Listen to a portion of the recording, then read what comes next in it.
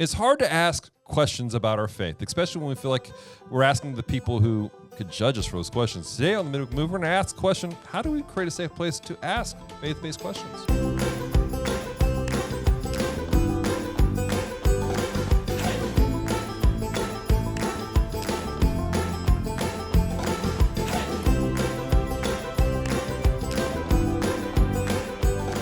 Hello and welcome to the Midweek Move, podcast extension of the Healing Place, the podcast where we examine the scriptures line by line, verse by verse, and ask ourselves, what is happening today? And ladies and gentlemen, today is yet another episode of the Weekly Shorts, where these are kind of weekly short episodes. And I'm excited because this is the first episode introducing one of our teenagers from the student ministry. Ladies and gentlemen, let me introduce you to Miss Kinsley. Hello, Kinsley. Hi. How you doing? Good. Kinsley, been taking part of our film school this week. We did that yesterday. Did you have fun with film school? Yes. What was the best part of film school for you? Filming. Filming? Just that was it. You're like, I love the filming aspect of it. That and editing. Yeah, the editing's fun. I enjoy editing myself also. Dig it. Well, Kinsley, I'm excited to have you on here. Again, we're real quick, simple ways, like we had the last several weeks, guys. We're just doing a small passage, and we're talking about it. Just trying to understand things a little bit better. And I'm really excited about this question for you specifically because your answer may affect the state of the student ministry going forward. No pressure. Thanks a lot.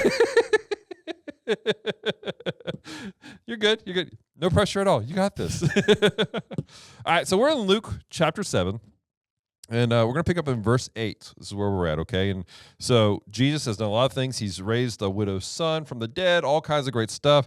And now we're here in verse 18 says this, the disciples of John reported all these things to him, and John, calling two of his disciples to him, sent them to the Lord, saying, are you the one who came or shall we look for another? So what they're looking for, Kinsley, John the Baptist, Jesus' cousin, you know him, right?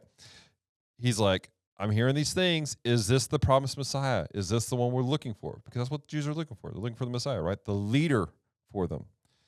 But he's skeptical. He's going, man, there's been a lot of weird guys who showed up beforehand. They're like, I'm the Messiah. And it's not at all. Like, not at all been the right guy.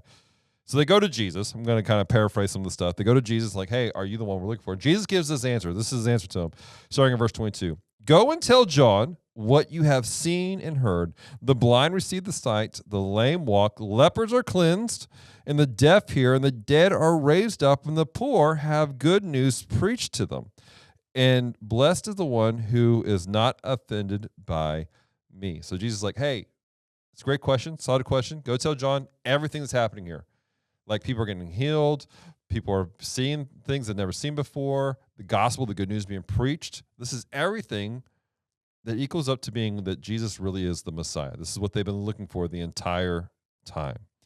So my question for you, because sometimes it's hard to ask questions about your faith, you know? Some people are scared. Sometimes like I was telling a story beforehand that at one point in time, one of my leaders kind of intimidated me. I thought he didn't like me. Not the case, just a very stoic man, nice guy, but I was intimidated. I was scared to ask him questions. How can we create an environment where you feel safe to ask questions about your faith? Maybe you're like, man, I don't understand this portion of the Bible. I'm not sure if I really understand what's happening here. How can I create a space where you like, I know I can confidently go to Pastor Dallas or any of our leaders at the church and go, I have this question about faith. I don't understand.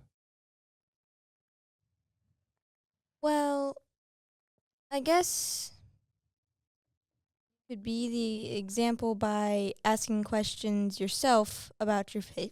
Mm-hmm. And I guess just be encouraging and say that you're glad that they did ask and answer the question. Okay. So let's unpack that for a second. So you said be an example. Are you saying that as an adult, I should be more inclined to share times where I've questioned and asked people for answers? Is that what you're suggesting? Okay.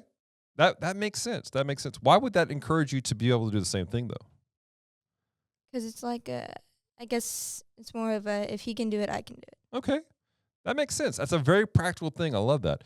And then it was just, and so what do you mean by the other aspect of it? The second part you had about saying, I'm glad you asked. Like, why does that matter to you?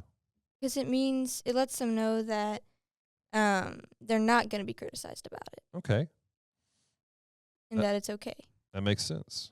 So we have just the example, but also just affirming in the moment, hey, this is a great question to ask. And So let me ask you this. Let's say that maybe you had a leader who didn't do it the right way.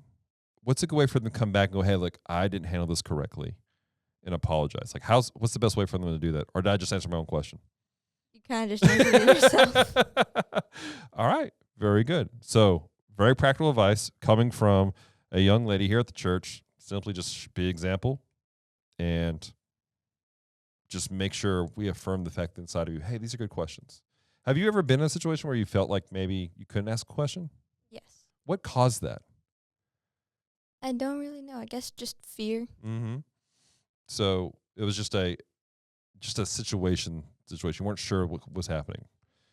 Let's say that you're in that situation. How can I help affirm for you with that? Because if I don't know you don't have if I don't know you have a question, I can't answer it. How can I help create that space where you're okay with that, answering or asking questions, or overcome those fears? I don't really know. No, that's fair. That's fair. All right, guys. Well, we want to hear from you guys. How can we create spaces where people feel safe to ask questions? We worked really hard with that here at the church. I think I've said that basically almost every week in the youth group. If you have questions, ask. I don't care. God's not scared of your questions. Jesus wasn't scared of John's questions. He's like, hey, bet, here's you go. So we want to hear from you guys. What are some practical ways that you guys do it and that you can make a safe place for people to ask questions about their faith? Leave a comment in the YouTube side. Reach out to us, mediahub@thbshreveport.com. Until next time, have a great week.